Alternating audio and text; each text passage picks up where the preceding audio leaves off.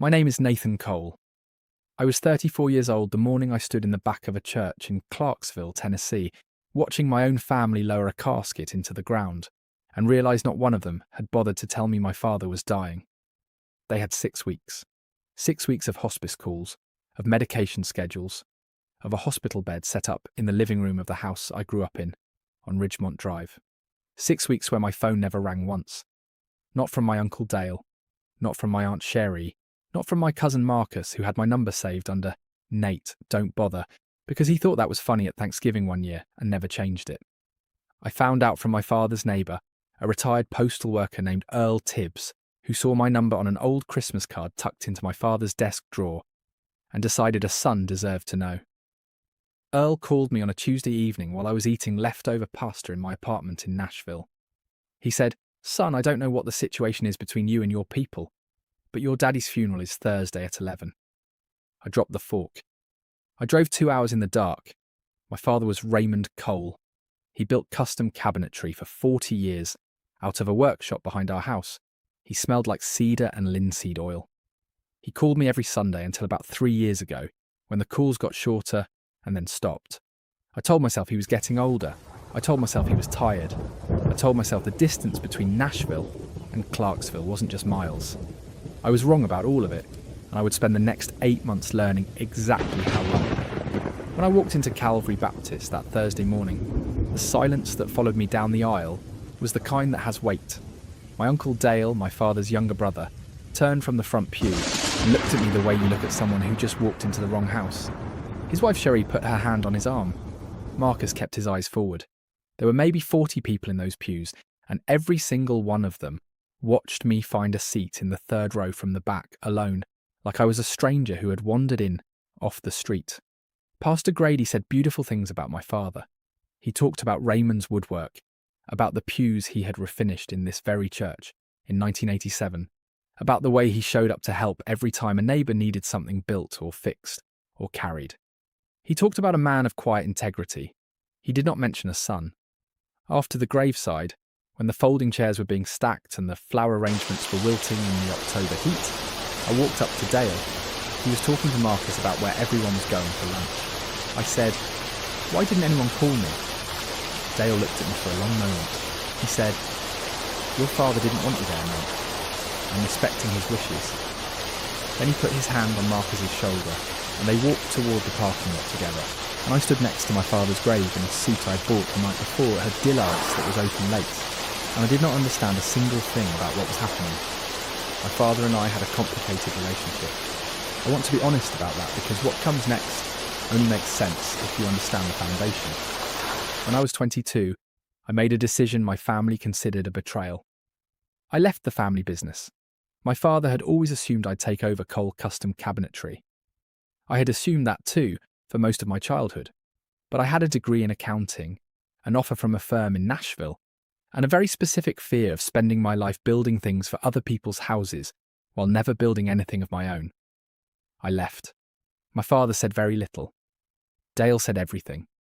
He called me ungrateful. He called me soft. He told my father at Christmas dinner that year, in front of everyone, that he had raised a son who didn't know what loyalty meant. I heard it from the kitchen. I didn't go back for 2 years after that. But my father and I had come back around. Slowly, imperfectly, the way you rebuild something with mismatched wood, Sunday calls, a visit every few months. He came to Nashville once and I took him to a Predators game, and he spent the whole first period asking me to explain offsides and the whole second period pretending he understood. That was 4 years ago. That was the last time I saw him in person. I went to my father's house on Ridgemont Drive the afternoon of the funeral. I still had a key. I had kept it in my glove compartment for 3 years in case. Dale's truck was in the driveway. I almost left. I didn't. Inside, Dale and Sherry and Marcus were going through the kitchen cabinets with cardboard boxes. Not grieving, sorting. Sherry had a roll of blue painter's tape and was marking things with initials. I stood in the doorway of the kitchen, where I had eaten every breakfast of my childhood, and watched my aunt put a piece of tape marked S on my father's KitchenAid stand mixer that he had owned since before I was born and never used once because he didn't bake. He just liked having it there because my mother had picked it out. I said, "What are you doing?" Dale turned around. He wasn't surprised to see me. He had expected this. "Raymond left a will, Nate. Everything's been handled." I said, "I haven't seen any will." Dale said, "You weren't meant to. His attorney handled the filing. The estate goes to me as next of kin. Your father was very clear." I said, "I'm next of kin. I'm his son." Dale said, "Not according to the document." And then he went back to packing. I drove back to Nashville that night with my father's funeral bulletin on the passenger seat and a feeling in my chest that wasn't grief yet, just a cold, hard pressure, the kind that comes before you understand something fully and part of you is still trying not to. I called an attorney the next morning.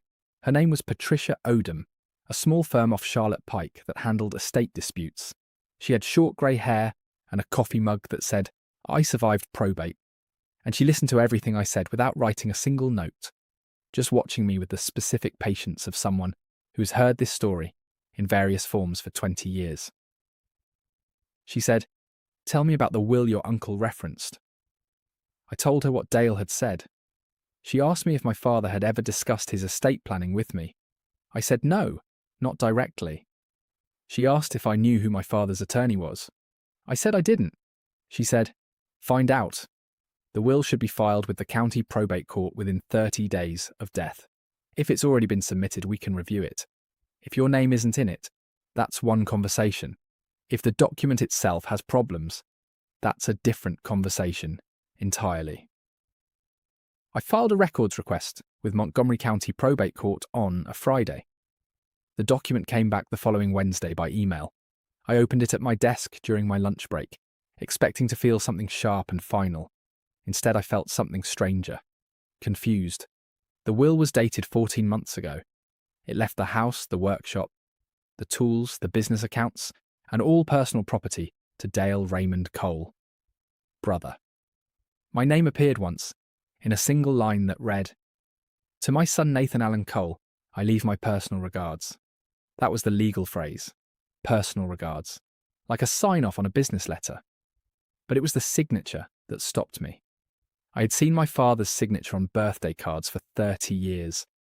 On the check he wrote me when I moved to Nashville to help with the deposit. On the note he tucked into a toolbox he mailed me the Christmas I turned 25.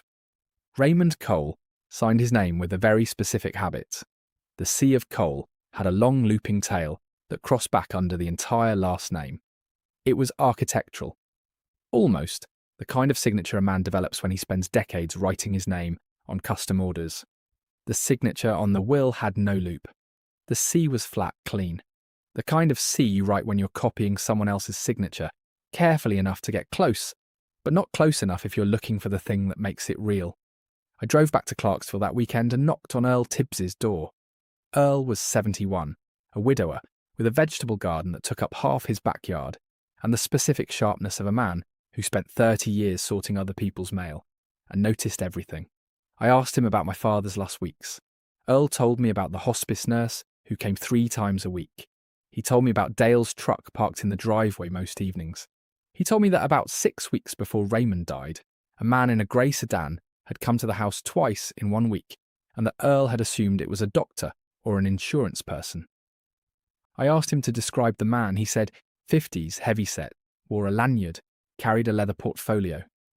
I asked if he had ever seen a sign on the car or a name tag. Earl thought for a long moment, and then said, "There was a magnet on the door.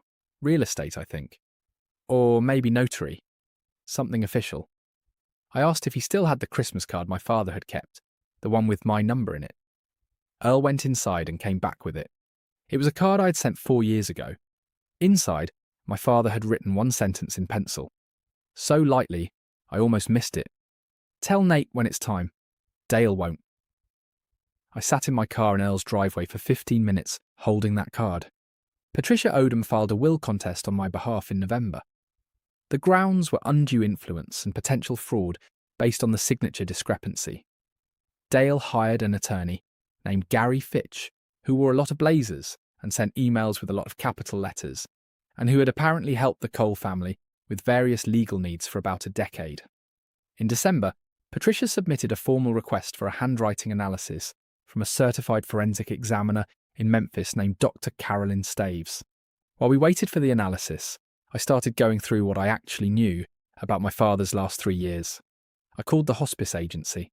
I talked to the nurse who had attended him, a woman named Beverly, who remembered my father clearly because he had made her a small wooden box for her birthday after she mentioned offhand that she collected antique buttons. She told me that in his last month, Raymond had been cognitively sharp but physically very weak, and that he had asked her once quietly whether she thought a person could be pressured into something legal even when they knew it was wrong. She hadn't known what to say. She told him to talk to someone he trusted. She didn't know if he ever had. I asked her if Dale had been present during her visits often. She paused. She said, "Mr. Cole, your uncle was there almost every evening. He was very involved." She paused again. Very involved. The handwriting analysis came back in late January. Dr. Staves's report was 12 pages of comparative analysis across 17 signature samples from my father's documented history. Her conclusion read, in the section marked Summary, "The signature appearing on the contested, or dated September 14th of the prior year, presents measurable inconsistencies in loop formation, pen pressure, and baseline angle that fall outside the natural variation range observed across the 17 authenticated samples. The probability that the contested signature was produced by the same individual as the authenticated samples is assessed as low to very low. Low to very low. In forensic document examination, that is about as close to someone else signed this as the language allows." Patricia filed the updated motion in February. We requested a full deposition from Dale, from Gary Fitch, and from the notary who had certified the will. The notary's name was a man named Ted Purvis.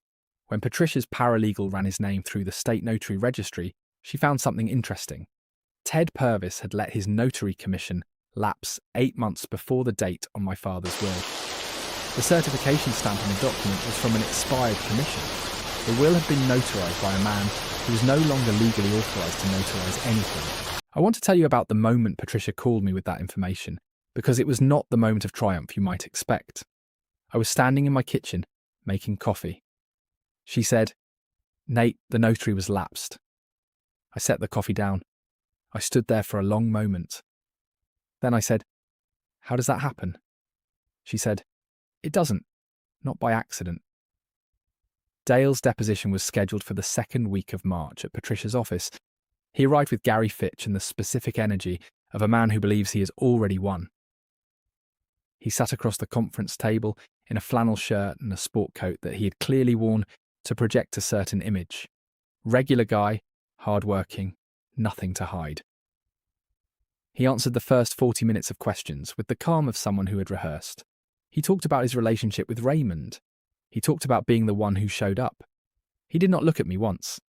Then Patricia put the notary commission records on the table. She put the handwriting analysis beside it. She put Earl Tibbs's written statement about the grey sedan beside that. She said, "Mr. Cole, can you tell me the nature of your relationship with Ted Purvis?" Dale looked at Gary Fitch. Gary Fitch looked at the documents. Something shifted in the air of that conference room, the way air shifts before a storm. That pressure change you feel in your ears before you hear the thunder. Dale said, "Ted's an old friend." Patricia said, "Your old friend notarized a legal document with an expired commission. Did you know his commission had lapsed?" Dale said, "I wouldn't know anything about that." Patricia said, "Were you present when this will was signed?" Long pause. "I was in the house." "Were you in the room?" Another pause. Gary Fitch said, "Don't answer that." Patricia looked at him pleasantly. She said, "Counsellor, your client is a deponent in a contested will proceeding with a forensic finding of low to very low signature authenticity. His decision not to answer that question will be noted in the record." Dale looked at the documents on the table. He looked at them the way my mother's mixer had looked in that kitchen, with the blue tape on it, like something that had been claimed and was now suddenly being disputed. The case did not go to trial. In early April, Gary Fitch contacted Patricia with a settlement offer. Dale was prepared to concede the will contest and allow the estate to pass to me as biological next of kin under Tennessee interstate succession, provided I agreed not to pursue a separate civil fraud action. Patricia and I talked for a long time. I thought about the cedar smell of my father's workshop. I thought about 34 years of a man who built things carefully and was undone quietly in his last weeks by the person who was supposed to love him. I told Patricia I needed one thing that wasn't in the settlement offer. I needed Dale to appear in person at the probate court filing when the original will was formally set aside. Not a signature on a form. His physical presence, on record, in the building, while the document that carried his name was voided. Patricia went back to Gary Fitch. It took 4 days, they agreed. April 19th, Montgomery County Probate Court, Room 3. Dale arrived with Gary Fitch and Sherry, who sat in the gallery and looked at her phone the entire time. Marcus did not come. The courtroom was not dramatic. Probate courts rarely are. The judge was a woman named the Honourable Sandra Moss, who had a reading voice that was efficient and precise. She reviewed the record. She reviewed Dr. Staves's findings. She reviewed the notary commission lapse. She asked Dale's attorney whether his client was prepared to withdraw the original filing. Gary Fitch said yes. Judge Moss said the will dated September 14th was hereby set aside as invalid under Tennessee Code. The estate of Raymond Allen Cole would pass according to intestate succession to his surviving biological son, Nathan Allen Cole. She stamped the order. Dale sat 3 feet away from me. He did not speak. He did not look at me. He stood up when it was over and walked out without a word, and I watched him go, and I felt something I had not expected to feel, which was not satisfaction exactly, but a kind of stillness. The stillness of a room after a long argument has finally, completely, stopped. The house on Ridgemont Drive was mine. The workshop was mine. The tools my father had kept so clean you could see your reflection in the handles were mine. I drove out there on a Saturday in late April and walked through the workshop alone. There was a cabinet on the back bench that he had been building when he got sick. 3 drawers, hand-cut dovetail joints, red oak, maybe for someone's kitchen. He had never finished it. The wood was still clean. The joints were still tight. I ran my finger along the dovetail seam where the corner locked together, the way he had taught me when I was 9 years old, pressing my small hand into his large one, showing me how the wood held itself together with nothing but shape. I sat on his workbench stool for a long time. I thought about a card in a glove compartment. I thought about Earl Tibbs, walking across a yard to make a phone call because he decided a son deserved to know. I thought about a woman named Beverly who made sure she remembered the man who built her a button box. I thought about how many quiet people there are in the world who do the right thing without anyone watching, and how they are almost never the loudest people in the room. In May, I hired a young woman from Clarksville named Jordan Preece, who had a carpentry certification and a waiting list of clients, to help me finish the cabinet. She had trained under a German craftsman in Chattanooga, and she treated the unfinished joints like a document she was being trusted to complete faithfully. We finished it in 3 weekends. I donated it to Calvary Baptist. Pastor Grady installed it in the fellowship hall. He had the church secretary put a small engraved plate on the front panel, built by Raymond Allen Cole, finished by his son. Dale has not spoken to me since the courthouse. Marcus sent me a text in June that said only, "For what it's worth, I didn't know." I have not responded yet. I'm not sure what I owe that sentence. My father's business accounts, when I finally accessed them with Patricia's help, showed something I had not expected. Over the last 3 years of his life, Raymond had set aside a separate savings account that Dale had no access to, funded slowly, quietly, from his personal earnings. The balance was $62,000. The account beneficiary was listed as Nathan Allen Cole. He had named me before the will was ever written, before Dale ever brought a man with a leather portfolio and an expired commission to the house on Ridgemont Drive. He had been keeping something for me the whole time. I do not know when he decided to do that, or whether he knew what Dale was planning, or whether it was just the instinct of a man who built things carefully and understood that the strongest structures are the ones that hold even when someone tries to take them apart. I used $20,000 of it to open a workshop of my own outside Nashville. Small place, 1 bay, a good table saw, router, the specific smell of cedar when you bring it in from outside in cool air. I am not a cabinet maker. I don't pretend to be. But I am an accountant who owns a workshop, and on the weekends I finish the things my father started, and I am learning slowly what it feels like to have steady hands. The last thing I did was go back to Earl Tibbs. I brought him a bottle of good Tennessee whiskey, and I sat on his porch for 2 hours while he told me stories about my father I'd never heard. Small ones, the kind neighbours collect over decades. He told me about the summer Raymond spent 2 weekends helping him build a wheelchair ramp when Earl's wife was sick. He told me about the year my father ploughed his driveway every single snowfall without being asked and never mentioned it once. When I got up to leave, Earl reached inside his screen door and handed me one more thing. A photograph, old, colour-faded. My father at maybe 30 years old, standing in the workshop doorway with sawdust on his shirt and a cabinet frame half built behind him. He was squinting at whoever was taking the picture, half smiling, the way a person smiles when they are genuinely happy but slightly embarrassed to show it. I have it on my desk now, right next to the engraved plate from the Fellowship Hall cabinet. Some people try to bury the truth because they believe the dead can't speak. What they forget is that the dead spent a lifetime leaving fingerprints on everything they touched, and that some fingerprints last longer than any signature.